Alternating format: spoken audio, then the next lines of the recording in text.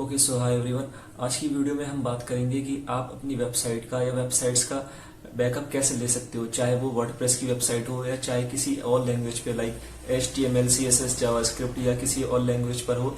तो आप उसका डेटा को बैकअप कैसे कर सकते हो एंड बैकअप लेने के बाद उसी बैकअप से रीस्टोर कैसे कर सकते हो अपनी वेबसाइट को, कि बाई चांस कोई एरर आ गई या आपकी वेबसाइट ब्रेक हो गई या सपोज हैक हो गई, तो आप जो पुरानी वेबसाइट जो ठीक चल रही थी उसको कैसे रिस्टोर कर सकते हो। ओके, सो ये सारी चीजें हम इस वीडियो में कवर करेंगे।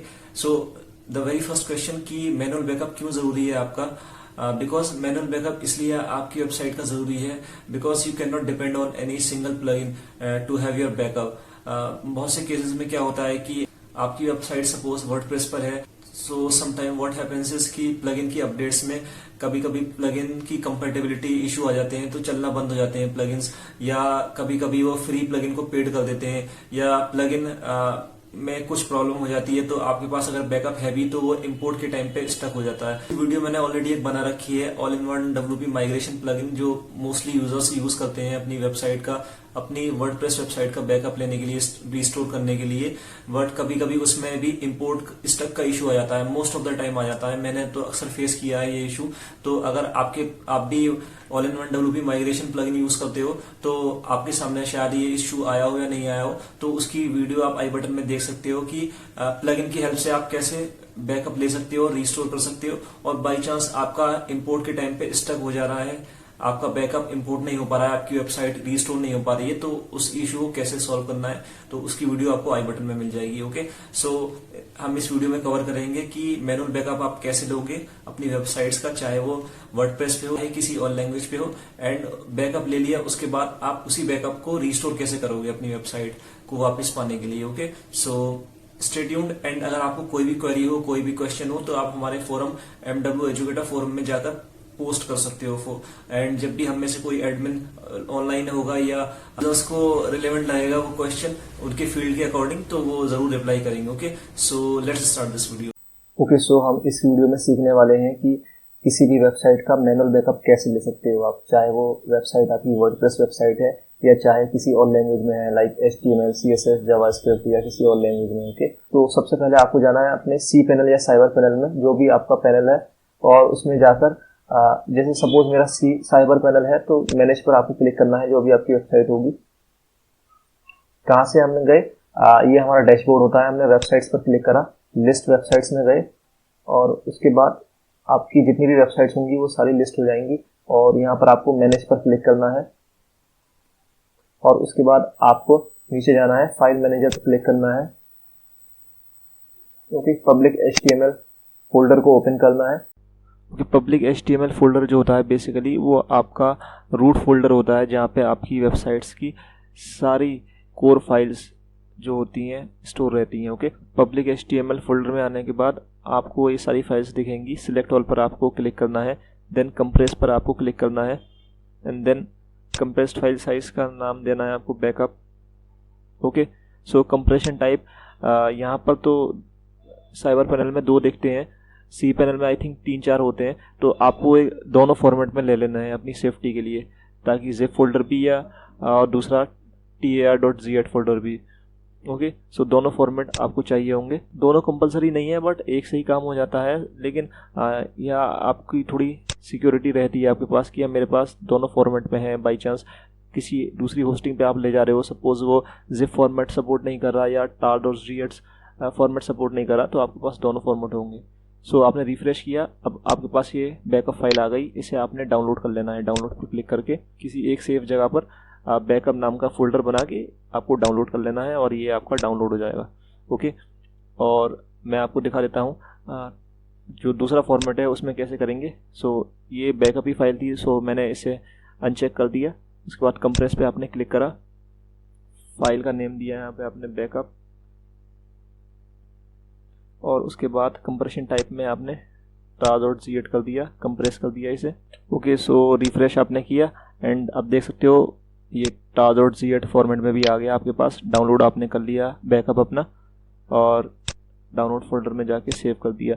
ओके, सो ये हमारे डाउनलोड हो रहे हैं। इतनी देर में हमें क्या करना है, अपना जो हमारा डेटाबेस है, डेटाबेस क्या होता है, जहाँ पर आपकी वेबसाइट की फाइल्स, जो भी आपका पोस्ट हैं, जितने भी इमेजेस हैं, जितनी भी टेबल्स हैं, ये सारी वहाँ पर जाकर स्टोर होती हैं। जितने भी आपके एडमिन्स हैं और जितने भी उनकी लॉगिन डिटेल्स हैं और बाकी सारी चीज़ें वहाँ पर जाकर स्टोर रहती हैं। तो डेटाबेस में आपने क्लिक किया, PHP My Admin पे आपने क्लिक किया। देन उसके बाद यहाँ पर आपको कई सारे ऑप्शन शो होंगे। ओके, सो यहाँ पर आपको चेक करना है कि आपका डेटाबेस कौन सा है। अगर आपकी वेबसाइट कई सारी हैं तो आपके पास का, सपोज आपकी 3 वेबसाइट है तो यहाँ पर 3 शो होंगे। अगर आपकी एक ही वेबसाइट है तो एक ही डेटाबेस शो होगा। ओके, सो आप कैसे पहचानोगे कौन सा डेटाबेस है आपकी उस वाली वेबसाइट का जिसका आप बैकअप ले रहे हो? तो आपने जाना है उसी अपनी फाइल मैनेजर में और यहाँ पर आपको सिलेक्ट करना है wp-config.php। यहाँ पे आपको इसे एडिट करना है। ओके, सो एडिट में ये ऑप्शन, एडिट करने के बाद ये फाइल ओपन हो जाएगी। सो यहाँ पर आपको डेटाबेस का नेम दिखेगा अपना। सो ये भी DB नेम जो लिखा हुआ है, ये नेम एंड में जिसके U है, कैपिटल U, तो आप यहाँ से सर्च कर लो कौन सा है ऐसा है जिसके एंड में कैपिटल U है। सो ये वाले हमारे डेटाबेस के एंड में कैपिटल U है, तो यही है हमारा डेटाबेस उस वाली वेबसाइट का जिसका हम मैनुअल बैकअप ले रहे हैं। सो इस पर आपने क्लिक किया और उसके बाद क्योंकि आपको डेटाबेस का बैकअप चाहिए तो यहाँ से आपको एक्सपोर्ट करना है। आप नीचे गए, चेक ऑल पे आपने क्लिक किया और उसके बाद यहाँ पर एक्सपोर्ट का बटन है, इस पर आपने क्लिक कर दिया एंड क्विक वाले ऑप्शन पे आपने क्लिक रखा, फॉर्मेट में स्क्वेयर रखा और गो पे आपने क्लिक कर दिया। सो डाउनलोड्स में आप गए और यहाँ पर आपने अपने डेटाबेस को सेव कर लिया। ओके, सो अब आपके पास आपका डेटाबेस भी सेव हो चुका और आपका जो कोर बैकअप था, कोर फाइल्स का बैकअप, वो भी स्टोर हो चुका। एंड मेक श्योर जो आपने ये बैकअप फाइल्स दोनों बनाई थी अपना बैकअप लेने के लिए, तो उन्हें आप डिलीट कर दो यहाँ से, बिकॉज सिक्योरिटी पर्पस के हिसाब से ये डिलीट कर देनी चाहिए बैकअप फाइल्स जो आप डाउनलोड करने के लिए बनाते हो। डिलीट पे क्लिक किया, स्किप ट्रैश फोल्डर, और यहाँ से आपने कंफर्म कर दिया तो ये डिलीट हो जाएंगे। ओके, सो अब आप अपनी वेबसाइट का बैकअप ले चुके हो। अब मैं आपको बताता हूँ कि आप अपनी वेबसाइट का बैकअप लेने के बाद सपोज आपको कभी होस्टिंग चेंज करनी है या आपकी वेबसाइट ब्रेक हो जाती है या कोई भी प्रॉब्लम हो जाती है, तो आप अपनी वेबसाइट को रीस्टोर कैसे कर सकते हो उस बैकअप के थ्रू। ओके, सो सिलेक्ट ऑल पे आपने क्लिक किया, डिलीट किया, जस्ट मैं आपको दिखाने के लिए कर रहा हूँ, डिलीट कर दिया। ओके, रिफ्रेश किया, कुछ नहीं। और ये जो हमारा डेटाबेस था, यहाँ पे आप गए और सिलेक्ट ऑल पे आपने चेक ऑल पे क्लिक किया, विद सिलेक्टेड में जाके आपने ड्रॉप कर दिया, तो ये ड्रॉप में सारी टेबल्स डिलीट हो जाएंगी, आपका बैकअप, आपका डेटाबेस डिलीट हो जाएगा यहाँ से। ओके, सो यहाँ से आपका डेटाबेस भी डिलीट हो चुका एंड आपकी वेबसाइट की कोर फाइल्स भी डिलीट हो चुकी हैं। ओके, सब तब आपको क्या करना है, यहाँ पे आपने जाना है, अपलोड पे क्लिक करना है एंड जो भी आपने बैकअप लिया था वो बैकअप आपको चूज़ करना है। मेरा बैकअप ये है, बैकअप एक जिप फाइल में लिया था, एक tar.ged में लिया था, तो ये मेरा बैकअप है। मैंने इसे ओपन करा और यहाँ से अपलोड कर दिया। सो ये अपलोड हो रहा है और इतनी देर में मैं गया अपने PHP My Admin में। PHP My Admin में कैसे जाते हैं मैंने आपको बताया। ओके, सो ये अपलोड हो रहा है एंड ये अपलोड हो चुका है 100%। राइट का क्लिक आ गया, यहाँ से आप इसे कैंसिल कर सकते हो और उसके बाद आपने इसे क्लिक करा एंड उसके बाद इसे एक्सट्रैक्ट कर दिया। एक्सट्रैक्ट पर क्लिक कर दिया आपने।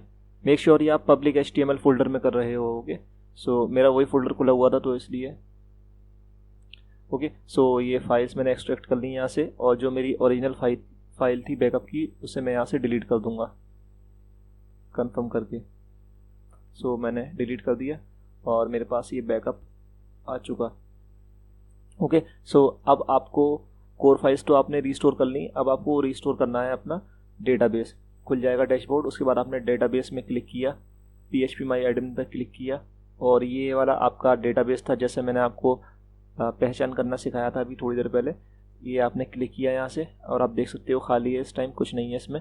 आपने इंपोर्ट पर क्लिक किया यहाँ से और चूज़ फाइल पे क्लिक किया एंड आप देख सकते हो कि मेरी इस टाइम फाइल साइज़ 8 MB दिखा रहा है, बट आपके केस में अगर ये 2 MB है और आपका डेटाबेस का बैकअप का साइज़ 2 MB से ज़्यादा है तो आपको ये लिमिट कैसे इंक्रीज़ करनी है, 8 MB या 800 MB या जितनी आप चाहो, तो उसकी वीडियो आपको आई बटन में मिल जाएगी कि अगर आप बैकअप को रिस्टोर कर रहे हो एंड डेटाबेस बैकअप को रिस्टोर कर रहे हो एंड साइज़ लिमिट का इशू आ रहा है, आपका डेटाबेस अपलोड नहीं हो पा रहा, तो इस लिमिट को कैसे इंक्रीज़ करना है वो वीडियो आपको आई बटन में मिल जाएगी। चूज़ फाइल पे आपने क्लिक किया, ये मेरा डेटाबेस है, आप देख सकते हो 2.5 MB करीब का है ये, तो ये अपलोड हो जाएगा इजीली। ओपन पे क्लिक किया और उसके बाद ये राइट क्लिक होने चाहिए, यहाँ पर फॉर्मेट स्क्वेल होना चाहिए और नन पे यहाँ पे क्लिक होना चाहिए, डू नॉट यूज़ ऑटो ये भी चेक मार्क होना चाहिए। उसके बाद गो पर आपने क्लिक किया एंड ये प्रोसेसिंग हो रही है और आप देख सकते हो import has been successfully finished, तो ये आपके इंपोर्ट भी डेटाबेस भी इंपोर्ट हो चुका सक्सेसफुली और आपकी वर्डप्रेस की कोर फाइल्स भी यहाँ से आपके फाइल मैनेजर से अपलोड हो चुकी हैं। नाउ हम देखते हैं हमारी वेबसाइट वर्क कर रही है या नहीं।